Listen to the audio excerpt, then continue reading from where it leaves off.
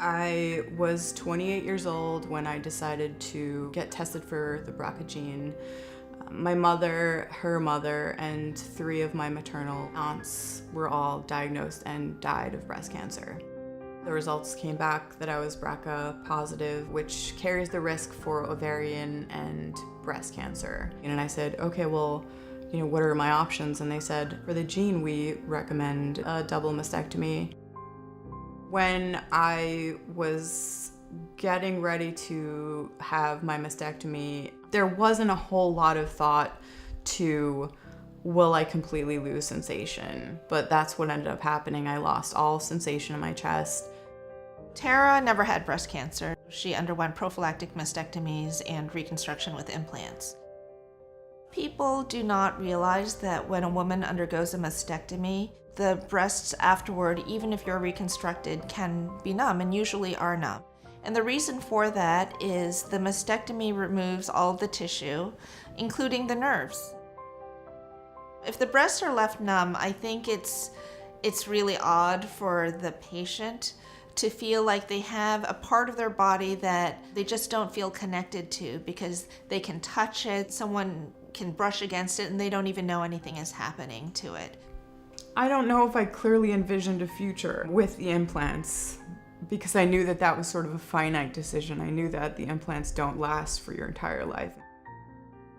So Tara was 28 years old when she had her mastectomies. About 10 years later, her left breast became hard and painful. Which might have been one of the more terrifying moments of this whole thing because I don't know what that meant as far as, could this kill me? She came to see me and we got an MRI and we discovered she had a left breast implant rupture. She suggested immediate removal of the implants and an autologous flap reconstruction surgery. You need to have a flap in order to neurotize the breast. You can only restore sensation to natural tissue. You cannot innervate plastic. You take the skin and the fat from one part of somebody's body and then transfer that tissue to the chest wall, identify an artery and a vein and a nerve, which I then secured to a nerve connector. I used an Axogen nerve graft to reconnect the 2 nerves from her flap and her chest wall to restore sensation to her new breasts. Nerves grow at 1 millimeter a day, so it's not like the next day you have suddenly full sensation, but you can regain sensation over time. Initially, it kind of felt a little bit like slight warmth. And then the more I kind of paid attention to it, the more I felt like, oh, I kind of pinched myself, and that it hadn't happened in 10 years. I actually remember feeling gratitude for feeling pain again, because that was when I knew that I absolutely could feel again.